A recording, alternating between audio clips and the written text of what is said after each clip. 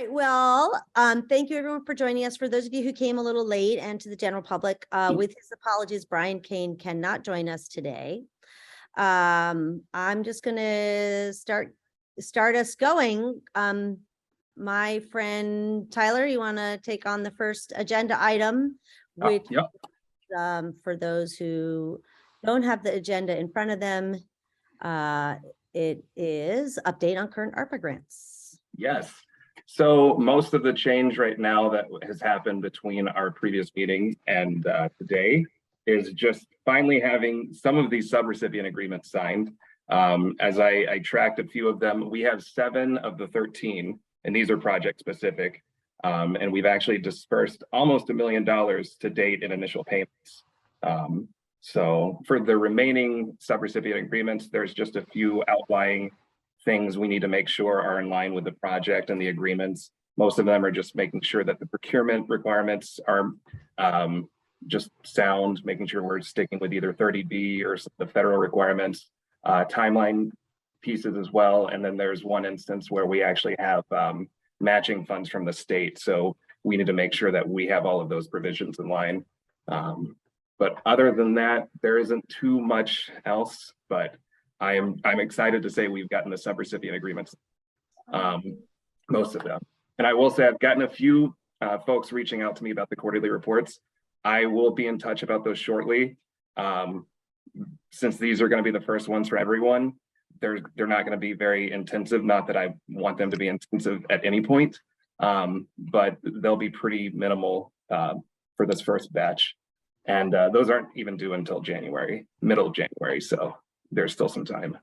And other than that, I'll actually, as any application details that we approve today, I'll try to work on having those aligned in tandem with updates to the site so that we can actually start tracking what's going on with these projects and have this a little bit more updated. Because right now, if you go into the ARPA site, a lot of this information is not shown yet just because we did not set it up to display this. And the way we ended up carrying forward with the program. So great, thank you. I think the thing that most people go to that site for right now are the dates, right? So making the, when you edit that site, making the dates really prominent. And then obviously once we have the grant application ready, finding that easy for them. Right. Thanks, Tyler. Any questions from anybody about where we are with the current grants? My daughter, by the way, everybody. All right, so we have a near complete modified application for the second round. Thank you to everyone who gave me comments. Well, first of all, thank you to this committee and to the public who gave us great feedback after the first round. Basically just revamped the grant application and then really made a scoring sheet to match very specifically the questions we're asking in the grant application. Excuse me 1 second. You may take one of those, 2, but don't take the whole box. So I think it'll be easier for us and easier for the public. So Jenny and Arthur, I pretty much took every edit. I did take every edit that you made and every suggestion. Arthur, for the one question that you said was unclear, I rewrote it totally. Okay. I think what I'll do is I'll just read it here for a second and you guys can tell me if it sounds clear. So there was a question under evaluation. If you cannot provide measurable outcomes or impacts, explain why, blah, blah, blah. I just threw it away and started. So it says, the first question under evaluation is, how do you intend to measure or report on your project? We are looking for measurable outcomes and impacts. The second bullet now says, if you cannot provide measurable outcomes or impacts, please explain why. Please provide other ways in which you plan to measure the success of your proposal. And then there's a third bullet that says example of outcome versus impact. And it says outcome. Our program offered 2 classes on how to find work in copy editing. We had 20 people in each class. Impact.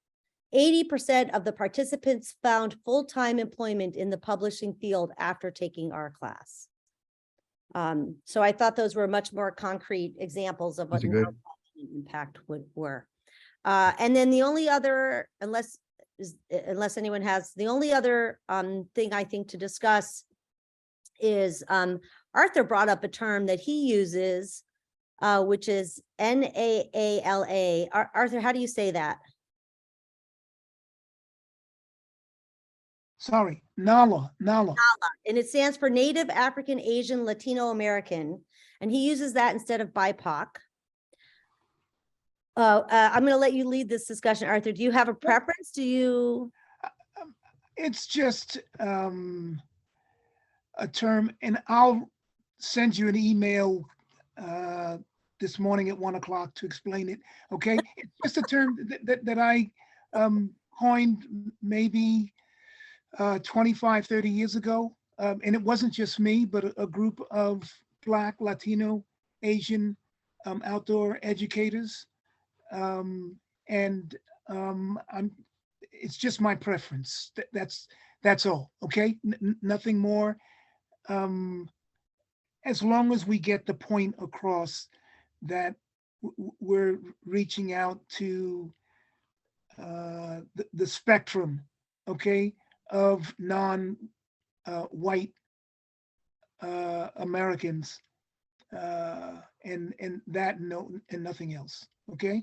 Yeah. You know what I'm thinking we could do is we couldn't do BIPOC / NALA and then Okay. put the NALA. asterisk NALA. I'm sorry, NALA, That's okay. and put an asterisk at the bottom that has the definition for both of them. So it's not Okay. too confusing within the text. Excellent. Excellent. All right. So we can do that. And then Jenny had made an excellent comment about actually putting the number for what we have. And we're going to do that, Jenny. I'm just waiting on the final number. Tyler's got it, right? So some of those details are still changing, so I don't want to memorialize something on the site if we end up having, All let's right. say by like March or even April, more funding freed up. Because there's still a few pieces that are sort of outstanding with premium pay, bridal path. Yeah. So some of those things may change, so I don't want to settle on a number yet, if that's all right. We have a number, but it's based on sort of all of the fixed amounts without considering any substantial adjustments that could happen in the next 4 or 5 months. I actually think that's a fair rationale. Jenny, are you okay with that? It means we'll just. Yeah, I mean, I think so. I think even just saying approximately would be fair enough for me. I didn't necessarily think we would have the most drilled down exact number because of just things coming and going, but even just have an approximate, like a goal that we would want as a committee to distribute would be helpful. Tyler, we could probably get some ballpark number, and we could say approximately. And I say that also, I asked or made this point because we had a number to work with the first round and it was very clearly communicated, and I think we kept on communicating it. I think we can actually, I could put a whole sentence in there that says, we have limited funding or we have less funding in round 2. We think, it will be approximately this amount. The specific amount won't be determined until closer to the time of discussions. So we can add that line. Great. Otherwise, so I'm going to add that approximate figure with caveat. I'm just doing my list. BIPOC. Okay. Otherwise, is everybody good with the questionnaire? Yes, the questionnaire and then the scoring sheet. I like the Likert scale much better personally. Are you going to send us a copy of that at some point? Yes. Yeah. I mean, before it gets distributed to give it, in other words, give us an opportunity to get a last look. Well, I was kind of hoping that we would vote on it today and then post it, get it posted so people can get a look at it. For reference, we're talking about the application, not the scoring Are you sheet. talking about the application or are you talking about the scoring? I'm talking about the application. So I was hoping that we would approve it and get it up today or, you know, Monday at the latest, but if you need to look at it again, Arthur, we can, So here's my concern though. yeah. So I know what I know what my, you know, changes are, or what my suggestions were, but I'm not sure what other people have. Oh, I'm happy to tell you, I mean, there were really no substantive changes. Okay, So if you trust me and you're entitled to not trust me, I'll tell you that there was nothing substantive that would require a second look. okay, so Tyler, just send it to me, you know, at 1 o'clock this morning, okay? And I'll be cool. I'm Okay. also up at that time, so that sounds great.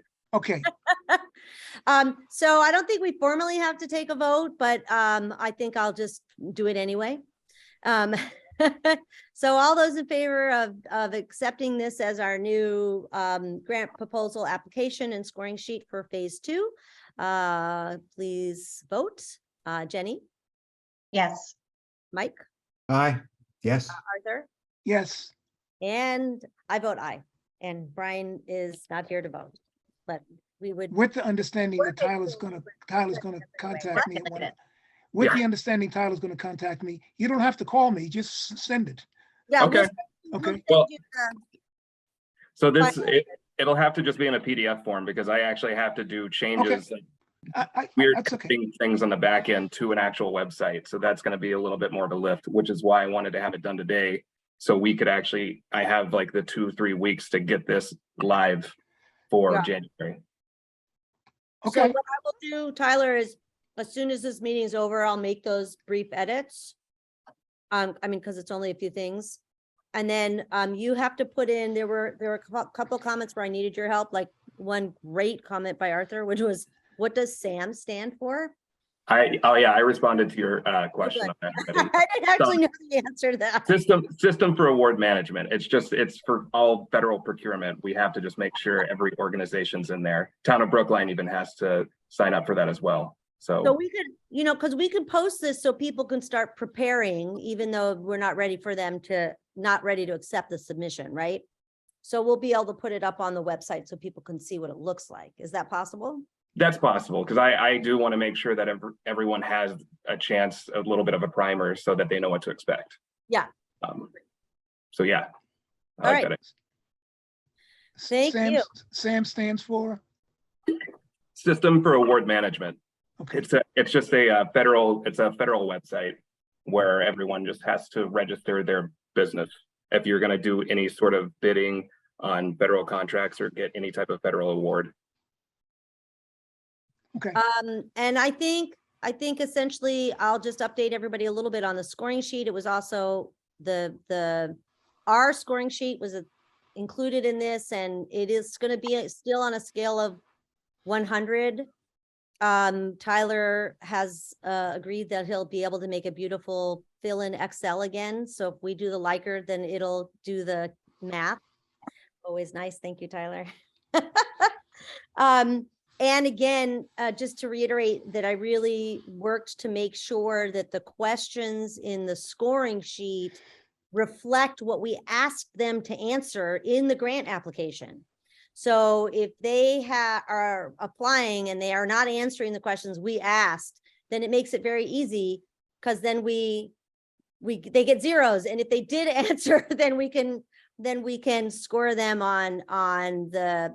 So basically the points are 0, are not at all, somewhat, or mostly. And the questions are weighted. So some questions have more weight than others. So to be clear, when we're asking about things like, who the target audience is and what the engagement plan is, and how are you going to measure your impacts or proxy measurements, those are more highly weighted than some other questions. So just keep that in mind. Okay. But that weighting math, that'll all be done for you. All you have to decide is not at all, somewhat, or mostly, which I think makes it a lot easier than the last time scoring sheet. Any questions? And then Tyler, you're doing the town scoring sheet. Yes. We had a few, well, I'll see if there's questions first. Any questions on our scoring, the committee scoring sheet? No. Great. Thanks. I'm just saying, I know I said it, but I'm gonna say it one more time. I really appreciate all of the feedback and the input from everybody, because I feel like we've really significantly improved the application because of that. So I appreciate it. All right, Tyler, anything about the town scoring sheet? Otherwise, we'll move on to Chaz. I don't know. I'm sure a lot of folks may not even be familiar with what we had in the previous one, but as far as changes to the scoring sheet, everything that we have done has just been including questions about existing organizations that have already received funding from round one, and just making the determination, is this a project that's a continuation of round one, or was the organization just someone who's already received the funding to begin with? And then we do ask the question, is this something that could potentially be put through for county funding? Typically with the subrecipients is a little trickier. When I say subrecipients, I mean organizations, but town departments are still going to be applying as well. So that's a lens that we're going to be putting on folks to ask that question.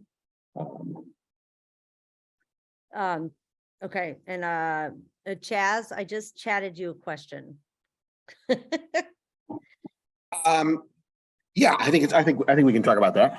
Okay, so to Tyler, to your point, the town departments are going to be applying.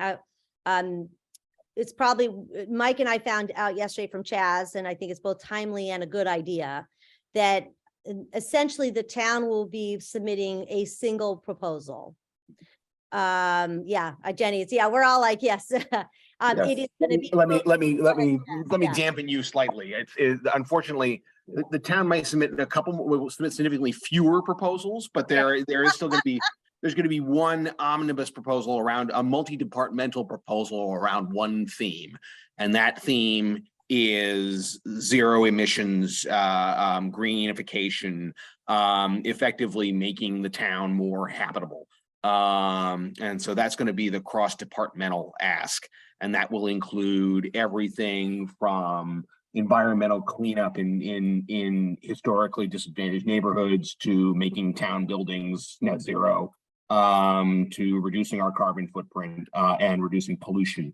So it's a omnibus ask. It includes multiple departments for multiple kind of thoughts, and we are in the process of compiling it. So the town may ask for, other departments may ask for smaller things that aren't related to this broader thing, but the town's one big ask this time around will be focused on this. And when I say big, I am very cognizant of this committee's request to the town last time to make sure that there adequate funds remain for community projects. So we are balancing that out very carefully. We want to make sure that the town is not asking for everything, but that it's asking for something reasonable and commensurate with your goals and the goals of ARPA as a whole. So that's the kind of omnibus ask that will be coming your way from the town. Right. To be very clear, and when Chaz and I talked about this yesterday, we very specifically discussed that this committee its commitment is to the community, and how the town proposals, the town obviously is committed to the community. I don't want to make it sound otherwise, but that this committee is committed to really staying engaged with the community funding part of our charge. So, yeah, go ahead, Arthur. Is there a divide between the town and the education, town government and the education department? Yes. Yeah. So Yeah. so the education department is filing their own Correct. proposal. Okay, Yeah. gotcha. Yes, they likely Gotcha. are. Yes. Okay, I will say that this year, as far as I know, although you'd have to talk to them directly, my understanding is, unlike last year, there's not an ask to cover operating expenses. There is, that the ask will be more targeted towards other things. So I don't know what, I haven't had a chance to chat with Linus, but certainly it was absolutely 100% clear that last year's operating expenses ARPA grant for the schools would not be repeated this year. Good. So it won't be, because we told them it wouldn't. So that even if they apply for it, I was very clear that it wouldn't happen again. Now they can apply for other things. And And we would evaluate them as we would along with all the other grants, including the omnibus grant from the town. But the one thing I want to say too is, Chaz, and please correct me if I'm wrong, but even are all of the applications going to at least be signed off by you, or in some way, like you'll at least see them and say, yeah, go for that, or? Yep, Yes. I'm gonna review, I'm not gonna tell departments that they can't submit something if they really think it's important, but I am exercising a lot of review over this to make sure that they submit, if they need something, that they submit the strongest possible argument for it. Great, thank you. Arthur? Is this? Could you read my mind? Chaz, does this include the schools as well? Who's going to be responsible for making those decisions for the schools? That is the superintendent's job, yeah. Yeah, I don't know if if Superintendent Gilroy is going to be reviewing the grants that He didn't last time. He did not last time. Right, okay. I mean, it was the, finance guy, whatever you want to call it. Sam Rippon, who's no longer Okay. there. Yes, Yeah. exactly. So, I mean, and I'll talk about that a little later on during the Q&A, but we need to find out. I can certainly email Superintendent Gilroy and have and see what his intention is in terms of, I don't know if he has the bandwidth, Sure, because, sure. but I'll talk to him and see what he's thinking. And, let him know how the town is going to be handling it. Okay, you'll hear from me later on, okay? Yeah, and we didn't get a ton of, I think really we didn't get a ton of requests from the school last year. It was really plugging the hole in their operating budget was the big one. I think Right. we got several big ones. I think we had a few multi-million-dollar ones that came from the school. They probably had about like almost 13 million Oh, collectively. really? All right, Yeah. so I'm wrong. But I'm pulling that off the top of my head. It was a multi-million, but I don't remember what. All right, I'll email Linus and we'll have a chat. We're due frankly for a cup of coffee with each other anyway.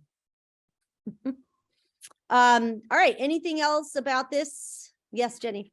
Just one quick thing is, one thing that the feedback that we had provided to the town was that we also wanted to understand the priorities.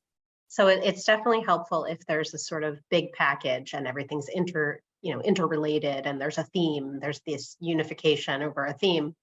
But if there's these other more disparate requests, it would still be helpful, I think, to understand the priorities. So anything that you can do, Chaz, to help with that would, help us in our evaluation. Yep, that's what I absolutely. recall from our conversations. Yeah, I would say that we eventually got Mel to kind of chime in terms of what the priorities were, but more and sooner would have been helpful. That's something, I mean, we got a little bit of the way there when we were talking about priorities for an override yesterday. And I think we could take a crack at doing exactly what Jenny's suggesting. I think that's a very good idea. Yeah, but I also think, Mike, until we see who's applying. Yeah, what the application is, certainly. Yeah, we won't. Arthur, it looked like you had something to No. say. I was just, no. All right. Good. Anything else from anybody before we move on? All right, Chaz is going to give us an update on premium pay, where we are with that. Thanks. Hi, everyone. I apologize for leaving my screen off. I am also homesick today, and I look ghastly. So, but I wanted to give folks an update on premium pay for both town and school employees. Talk through what it is that we are hoping to do on that front. As you know, I made a general announcement that there's going to be premium pay. The last kind of hurdle on this has been verification, making sure that we knew that people who worked in actually on the in the field or in town employment or in person in a town building actually work those hours. Because of how ARPA's premium pay system works, it really is a premium on hour by hour pay. So we need timesheets to demonstrate or something to demonstrate that people worked the actual hours for which they receive a premium on. And because different departments have different had different ways of keeping that in COVID because it was new, it's been difficult to kind of to process that out. We are now at a space where we think we have a system that works, and how the system is going to work is that if you worked for the town, if you are a current employee of the town of Brookline who worked between April 1st, 2020 and March 30th, 2021, the start of the pandemic, that year of the pandemic, if you work in person at least 40 working days, that is, 8 work weeks, then you will qualify for a lump sum premium pay amount.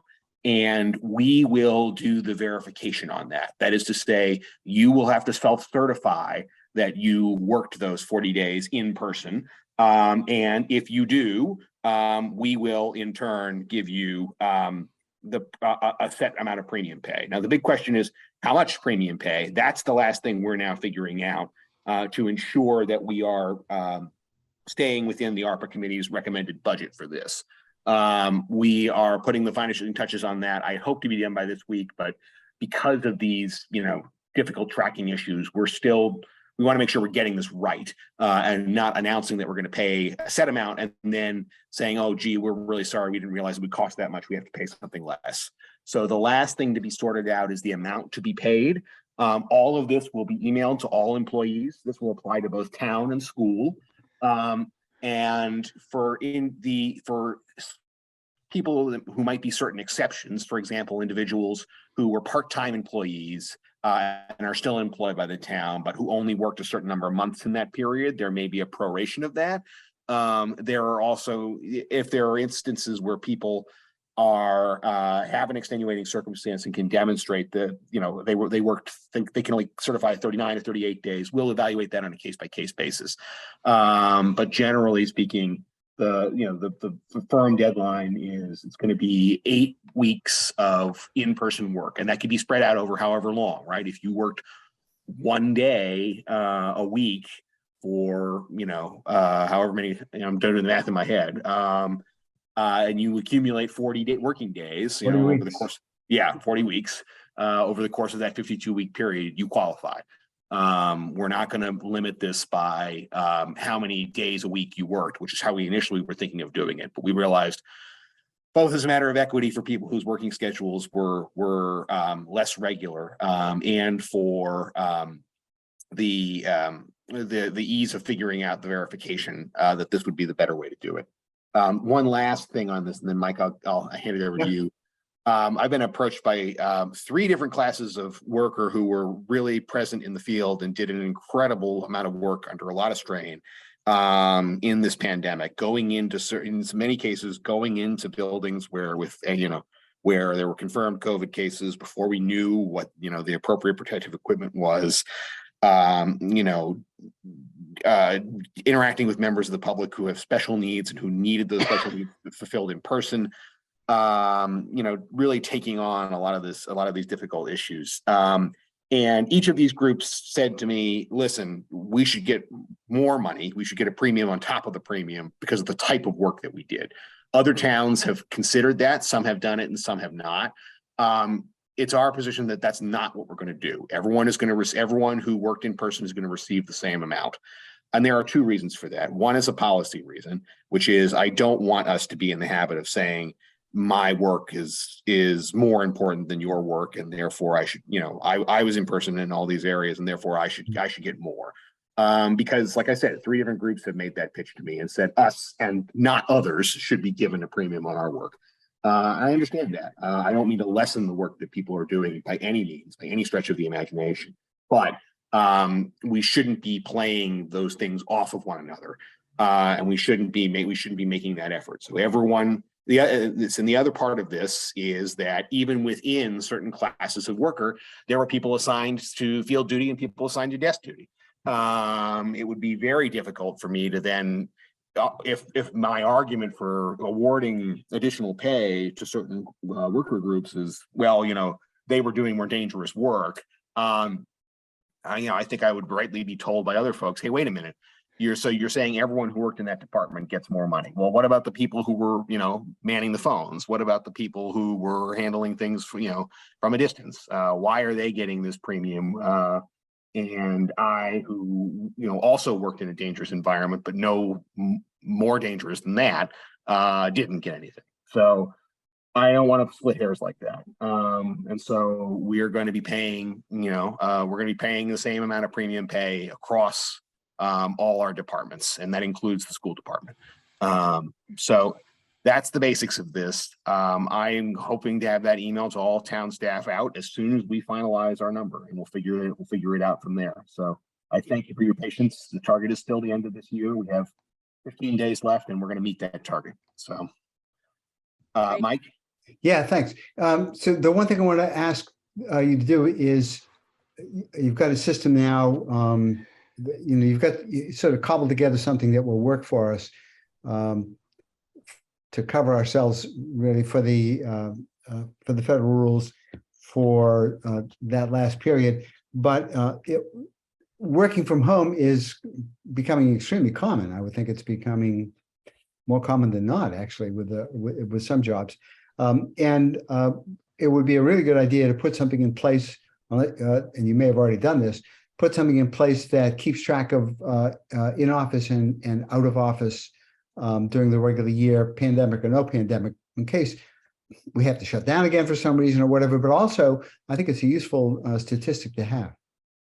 No, I agree. It's something that, is on our priority list, just because, as you said, we will come into use again. And also, the HR board last week just ratified the town's work from home policy, which is great news. As you all know, Brookline was at the leading edge of that, and it's great to see that with the work that that's been put into it, that's being codified into formal policy. That will then be rolled out to all employees and also collectively bargained for with the unions. And we'll see how that works in practice. Tracking that is a major priority. So as that rolls out from beyond a pilot to an official policy, that's what we'll do. I did want to add one thing because I realized that it's important to note this. ARPA's premium pay is limited to certain classes of employees. It's limited to employees who qualify for overtime. So if you're in an area that is not exempt from the FLSA, you qualify. Or if you make if your total yearly salary or wages was less than 100%, 50% of the area median income, and that includes any premium pay you may receive. So the area median, 100% of the area median income in Brookline is just over $115,000. Right. So once we set the premium pay amount, we will subtract that amount from that number and say, okay, you could not have made more than X amount or in order to qualify, unless you also qualify for overtime. And in that way, individuals with high overtime jobs, but who are not exempt, individuals with high overtime jobs, but who are not FLSA exempt, don't get knocked out just on the basis of their income. That includes sanitation workers, police officers, firefighters in particular. So I just want to and Mike, your hand is still up. Are you? Oh, sorry, I'll put my hand down. Yeah, sorry. I just want to emphasize this part which is we will be complying with the ARPA regulations. So and our goal will be to put those up in language on this website so people can see why someone did or didn't qualify for premium pay. Yeah. So we will put up the ARPA qualifications, and then we'll also put up our, how we decided, because again, I want us to be as transparent as possible. And that's what this whole process has been, right? So, so we will hopefully get some premium pay out. And I think, like all things, some people will be happy and some people won't. But my question to Chaz, when we were discussing this was, I always worry about somebody who worked 39 hours, right? And there is nobody that they identified who worked 39 or 38 hours, so that almost 40, but not quite, doesn't appear to be anybody in that. So we don't have to worry about that. Tyler and then Jenny.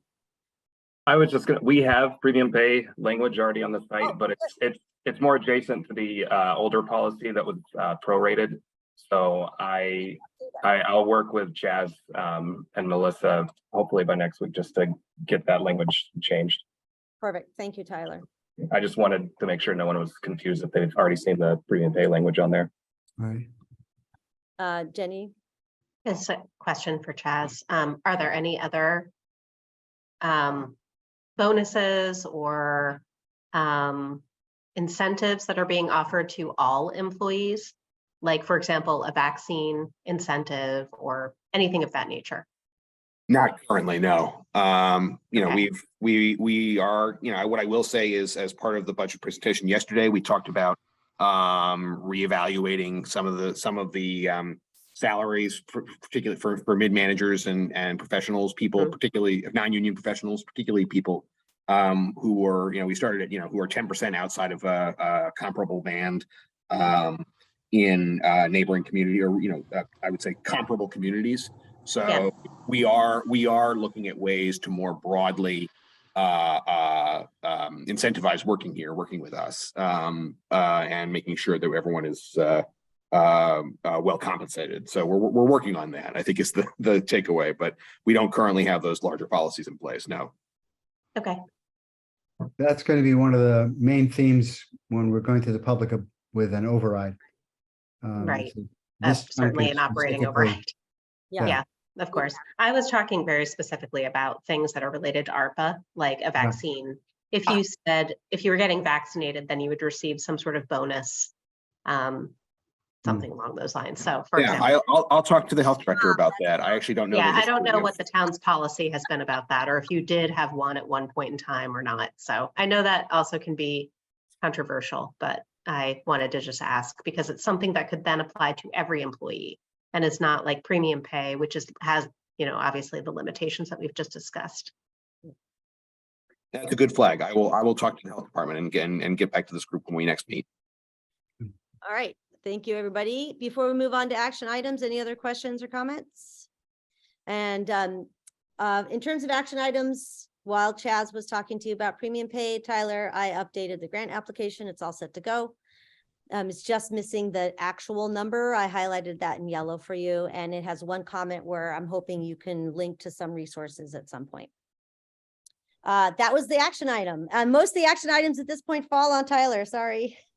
Hey, Getting the grant up on the website so people can at least see what the application looks like. I will direct everybody to the website. If somebody wants to, Tyler, I have it here. If you want to pop it in the, because I'm not the host, I can't pop it in for everyone. So if you want to copy it and pop it in for everyone. I have it, so I'll just do that. Head to the brookline.gov American Rescue Plan site. You will see the dates.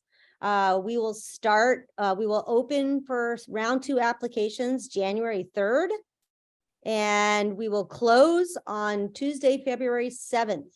And at some point soon, when Tyler gets a chance, we'll also put up there the dates of when we have already actually worked out our schedule for when all the next meetings will be, and the plan for final decisions. And also all the prior meetings are up there, and I encourage you to, in your free time, which I'm sure nobody has, listen to those meetings. One thing I will remind you is that we really don't want to have anyone on the ARPA review committee. I'm going to meet with Superintendent Gilroy.